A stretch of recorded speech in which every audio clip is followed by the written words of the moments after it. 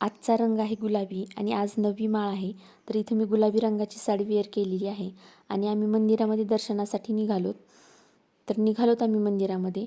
हे मंदिर आमच्या घरापासून एक 10 ते 15 मिनिटाच्या अंतरावर आहे. तर मंदिरामध्ये आम्ही पोहोचलोत आणि मी सगळीकडे इकडं तिकडं बघत होती. मंदिरामध्ये भरपूर गर्दी होती. आम्हाला दर्शनासाठी जवळजवळ 1 ते 1.5 तास लाईनमध्ये उभं राहावं लागलं.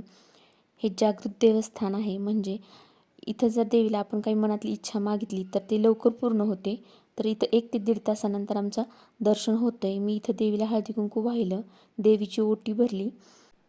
आमचं इथं दर्शन झालं आणि थोड्या वेळ आम्ही इथं बाहेर बसलो. अन्वीला प्रसाद चारला आणि मी सुद्धा खायला आणि घरी जायला आम्ही निघालोत. तर इथं चाललोत आता. तर फायनली आम्ही घरी पोहोचलोत आता.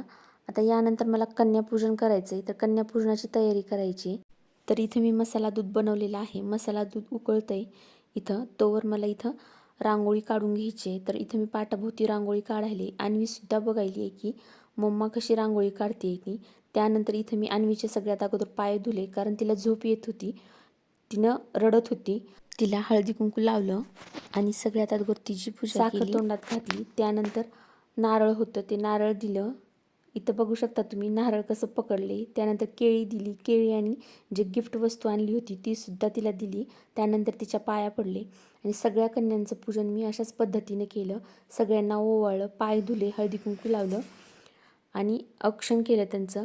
आणि ज्या गिफ्ट वस्तू होत्या आणलेल्या त्यासुद्धा दिल्या. तुम्हीसुद्धा असंच करता का हे मला कमेंट बॉक्समध्ये नक्की कमेंट करून सांगा, किंवा आणखी याच्यापेक्षा वेगळं दुसरं काही करत असाल ते सुद्धा सांगा. तर इथं माझं अशा पद्धतीनं कन्यापूजन झालं. त्यानंतर सगळ्यांना मी मसाला दूध जे बनवलेलं होतं ते दिलं. खरं तर ह्या कन्यांना मला काहीतरी खायला बनवायचं होतं, पण अन्वी लहान असल्यामुळं मला ते शक्य झालं नाही. मी पुढच्या वर्षी नक्की बनवन. त्यानंतर 2-3 मुलं पण बोलवलेली होते, त्यांना दिलं. अन्वीसुद्धा इथं दूध पित होती. व्हिडिओ जर आवडला असेल तर लाईक करा, शेअर करा आणि सबस्क्राईब करा. चलो बाय.